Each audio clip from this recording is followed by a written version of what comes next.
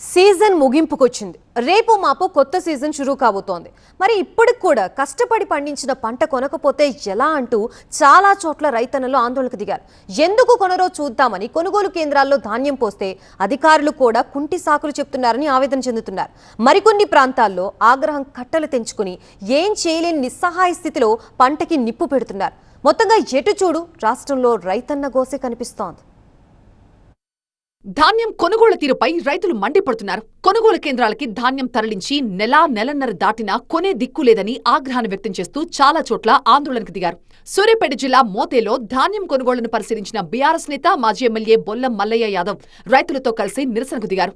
కొనుగోళ్లను వేగవంతం చేయకపోతే ముందు పరిస్థితులు మరింత దారుణంగా ఉంటాయని ప్రభుత్వాన్ని హెచ్చరించారు. రోడ్ల మీద ఎండబోస్తే నెల రోజులైతుంది, ఎండి నూకలైతున్నాయి, కానీ కొనే నాదుడు లేడు.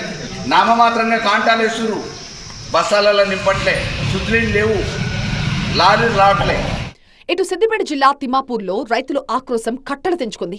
ధాన్యం కొంటారా లేదా అంటూ అధికారుల తీరుపై ఆగ్రహాన్ని వ్యక్తం చేస్తూ హైవేపైనే ఆందోళనకు దిగారు. కల్లాల్లో పంట కొనుగోలు కేంద్రాలకు వెళ్లేదాకా కదిలేది లేదంటూ భీష్మించి కూర్చున్నారు.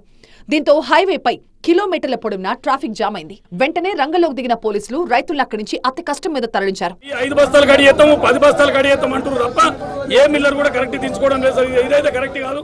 మహబూబాద్ జిల్లా నర్సింహులపేట మండలం వస్త్రం తండాలోని రైతులు ధాన్యానికి నిప్పు పెట్టారు. కొనుగోలు కేంద్రాల దగ్గర రోజుల తరబడి పడిగాపులు కాస్తున్నా ఫలితం లేదని ఆవేదన వ్యక్తం చేస్తూ చేతికందిన పంటకి మంట పెట్టారు. పేరు పలుకుబడి ఉన్న వాళ్ల ధాన్యాన్ని కొంటున్నారని అధికారుల తీరుపై మండిపడుతున్నారు. కనీసం గోనె సంచులు కూడా ఇవ్వట్లేదన్నారు. మొత్తం లంచాలు తీసుకొని జేబులు నింపుకొని 3,4700 బస్తాలు రాత్రి మొత్తం అమ్ముకున్నారు. ఇటు కామారెడ్డి జిల్లా ఇసన్నపల్లి, మంచిర్యాల జిల్లా పొన్నారంలో కూడా ఇదే పరిస్థితి. కొనుగోలు కేంద్రాలకు తీసుకొచ్చి 45 రోజులవుతున్నా పట్టించుకునే నాథుడే లేడని ఆగ్రహాన్ని వ్యక్తం చేస్తూ రైతులంతా కలిసి ధాన్యానికి నిప్పు పెట్టి నిరసన తెలిపారు. అలాగే ఖమ్మం జిల్లా కల్లూరుగూడెంలో రైతన్నల ఆందోళనలు కొనసాగాయి. కొనుగోలు కేంద్రాల వరకు వచ్చిన పంటను దిగుమతి చేసుకోవట్లేదంటూ రైతులు రగిలిపోయారు. రోజుల తరబడి ఎదురు చూస్తున్నా పరిస్థితి మారట్లేదంటూ అధికారుల తీరుపై ఆగ్రహాన్ని వ్యక్తం చేశారు. మొత్తంగా ప్రభుత్వం ఇప్పటికైనా జోక్యం చేసుకుని కొనుగోళ్లను ముమ్మరం చేయాలంటూ రైతులు కోరుతున్నారు. పరిస్థితులు మారకపోతే ఆందోళన మరింత ఉధృతం చేస్తామంటున్నారు.